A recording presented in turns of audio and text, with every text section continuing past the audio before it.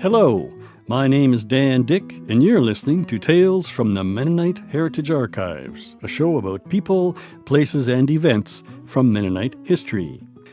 In a previous episode, we shared the story of the Mennonite trek to Central Asia that took place in the early 1880s.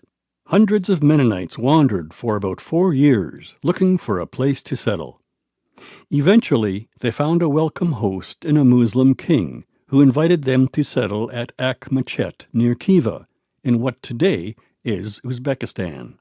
Past accounts of the Mennonite trek to Central Asia focus on the divisive and charismatic figure of Klaus Epp.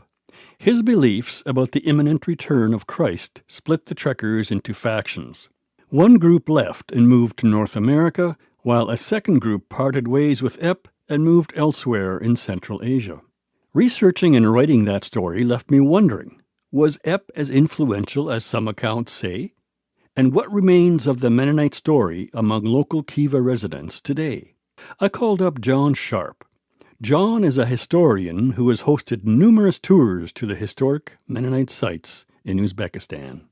I wanted to know what new information has come to light, and how and why the understanding of Epp and the trek have changed. Here's what he said.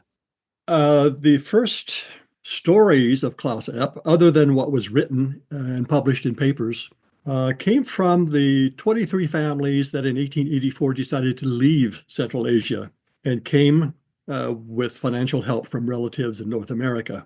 For them, this whole experience was a disaster. However, those who stayed and went to Khiva are the ones who had 51 years of positive relationships with their neighbors at Akhmachet. And there were other leaders of the group who later wrote that Klaus Epp was not that influential.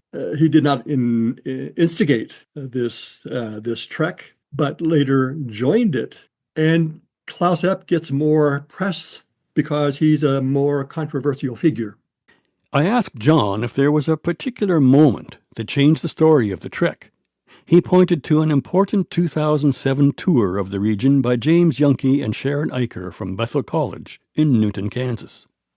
In large part because of the tour that discovered a much broader story, a much wider story. The story of 51 years of good relationships with their Muslim neighbors. That was the trigger point. That's where the bigger story emerged.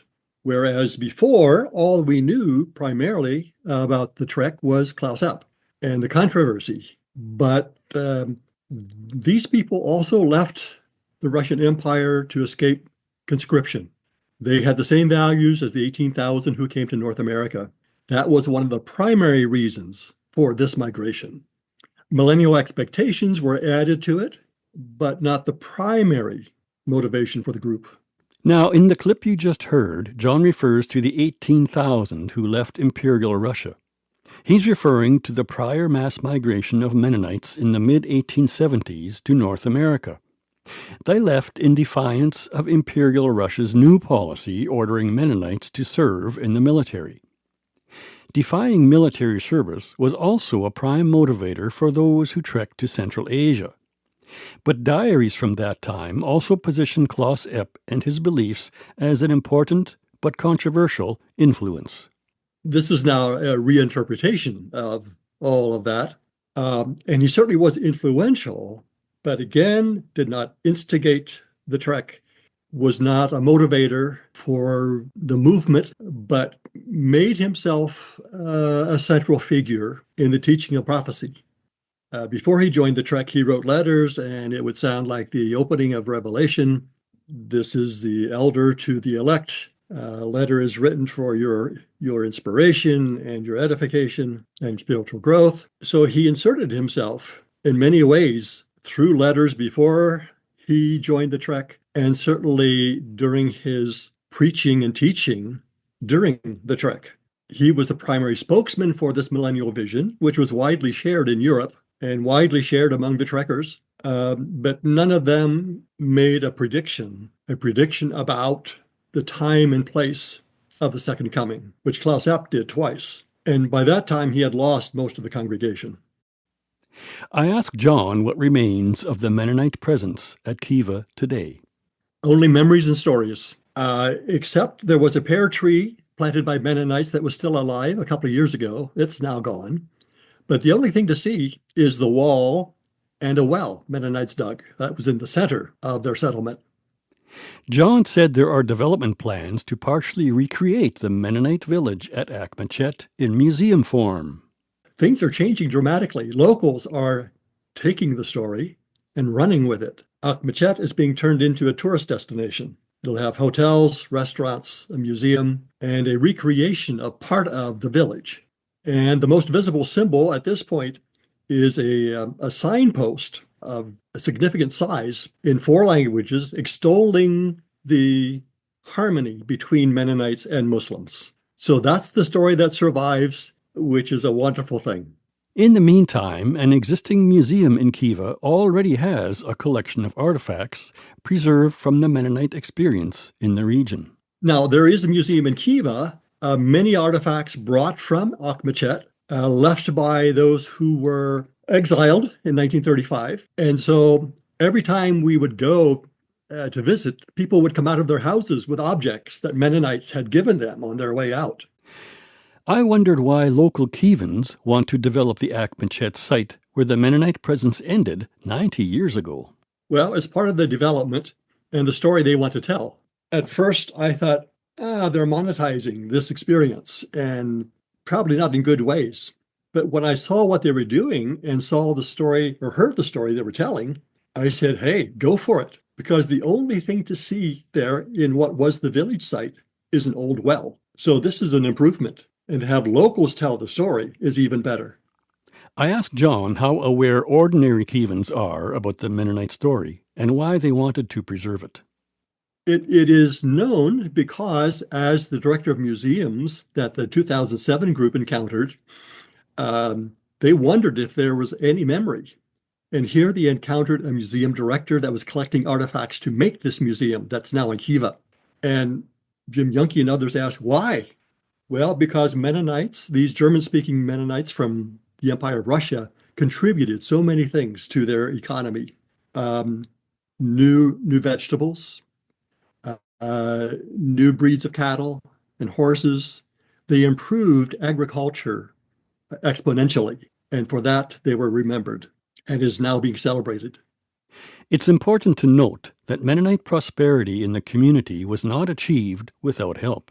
John said local villagers were instrumental. Every time we went and met with villagers, we would ask questions, of course, and we asked that question.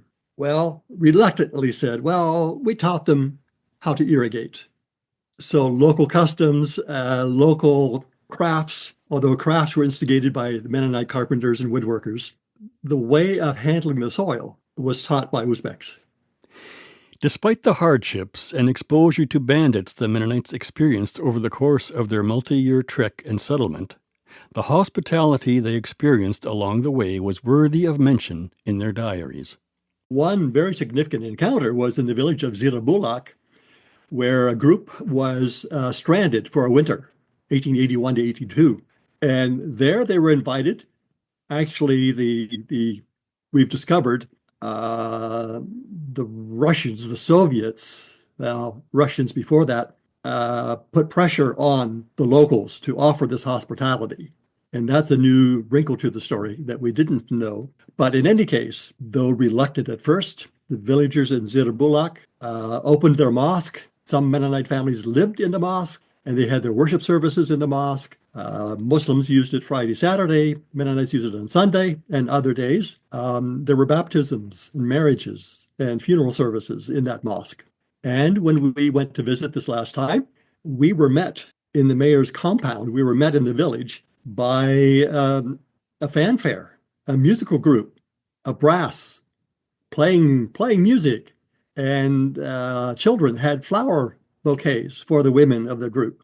And it was an extraordinary invitation, welcome. And we spent the day there then with the mayor and his family, eating, dining practically all day, and having a restful day. We were even offered beds for naps. John leads tours of Mennonites to Kiva, I asked him who goes on these tours and why. Many go because they had relatives on this trek, 1880s trek, and they want to see what their ancestors experienced. Also, some are drawn by this sort of exotic nature of this culture and the nature of the migration, where they hired camels to cross deserts. Wow, that didn't happen anywhere else. So some for those reasons, plus the food, the culture. It's a very rich place, and I hope to expand that audience. But many so far have been descendants of trekkers. I wanted to know how Mennonite tour groups are received in Kiva today. With wide open arms. I had a group there in 2009 for the grand opening of this Kiva museum. But when we arrived, I noticed something strange going on. The museum had a big padlock on it, the doors, and the museum director asked to meet with me privately. So with our interpreter, we met in a restaurant that was closed, and they were both shaken because they had been told they cannot open this museum. They won't allow it. And so I pushed for reasons. The only reason they could give me was that the cultural minister was out of town. Well, I knew that wasn't the reason. So I kept asking. And on the way in, the U.S. ambassador had asked for a meeting. He wanted to know what this museum was all about, and met with him and a couple of ministers, including the cultural minister. And so on the way out, I asked for another meeting, and I asked the cultural minister to explain this. What's going on? She said the president is fearful of religious extremism. No religious group can be exhibited. Said it doesn't matter whether it's Muslim or Mennonite or Christian, it's not going to happen. In fact, she said there was a shipment of 300 copies of the Quran confiscated at the airport. Because why did they need so many? Well, clearly they're exploiting this religious group and they're doing evangelism. That was shut down. And so I was trying to think how we can rephrase the language of the museum to be more acceptable.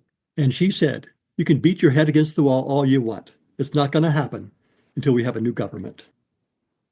That's exactly what happened. The second president is wide open.